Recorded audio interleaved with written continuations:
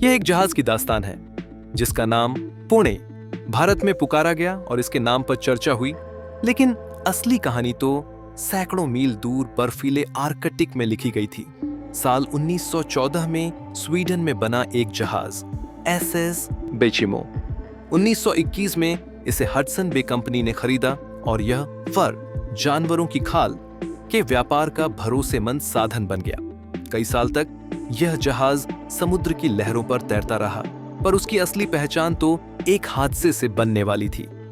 1 अक्टूबर 1931 Alaska के बैरो के पास जहाज मोटी बर्फ की चट्टानों में फंस गया। दल ने उम्मीद की कि शायद मौसम सुधरे और रास्ता खुले, लेकिन नवंबर में आए भयंकर तूफान ने सब कुछ बदल दिया। जहाज अचानक गायब हो गया। दल ने समझा कि शायद जहाज डूब चुका है। वे बचाव की तैयारी कर रहे थे कि अचानक किसी ने बताया, जहाज 45 मील दूर बर्फ पर तैरता दिखा। दल ने वहां पहुंचकर कीमती फर तो निकाल लिए, लेकिन यह सोचकर कि बाइचिमो सर्दियों में नहीं बच पाएगा, उन्होंने उसे हमेशा के लिए छोड़ दिया। पर कहानी यहीं खत्म नहीं हुई। रहस्यमयी सफर की शुरुआत 1932 में, जब लोग मान चुके थे कि जहाज अब इतिहास बन चुका है, यह अचानक फिर दिखाई दिया।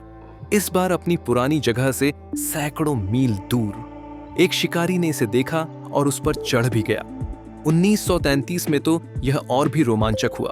कुछ लोग तूफान से बचने के लिए बाइचिमो पर चढ़ गए, लेकिन वे पूरे 10 दिन जहाज पर ही फंसे रहे।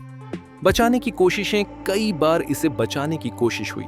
1939 में एक कप्तान ने इसे अपने कब्जे में लेने की योजना बनाई, लेकिन बर्फ की बदलती परतों ने उसे हार मानने पर मजबूर कर दिया। आखिरी झलक 1969 में बाइचिमो आखिरी बार देखा गया, अलास्का के तट से दूर बर्फ में जमे हुए। इसके बाद यह फिर कभी दिखाई नहीं दिया।